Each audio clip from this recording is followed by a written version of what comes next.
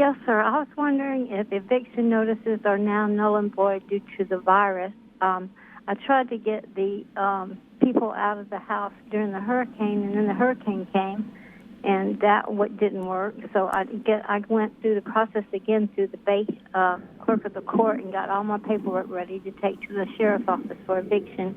And now they're telling me that the eviction notice is null and void until after the hurricane. Is that correct? Well, first of all, the clerk's office can't give you advice. And so you probably, I need to see the paperwork to be 100% sure, but if you've already gone through the eviction notice process, and it sounded to me like it's a residential rental, Renee, is that correct? Yes, sir, it is. It's the second home of mine. Okay, and you gave them the 3-day eviction notice and they failed to move out, is that correct? Yes, sir, and the clerk of the court sent them a notice saying that if they wanted to protest it to answer, and they didn't answer. Right.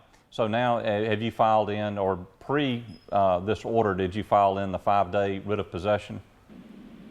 Yes, and I have the paperwork for the sheriff's office just to take it to him, and it's ready to go. I'm just wondering if they're going to say no, it's null and void. Well, so now you've got to the point, and then you got hit with the governor's order about this writ of possession. And since you had already done everything prior to the governor's order, it sounds like it should be good. So the Bay County Sheriff's Office will work with you on the writ of possession. The writ of possession will you may have to get that renewed, and maybe that's what the clerk is trying to tell you. It's not that it's bad, but you may need to get it reviewed because the governor's order is going to end at some point. And right now we're under 2 orders with evictions, one from the governor's office and one from the Florida Supreme Court. The Florida Supreme Court order goes all the way through to May 29th of this year. The governor's order is subject to change, but again, it's going into May as well. So pay attention to the news. If you hear the governor's order changed, then the Supreme Court's order will follow right behind it.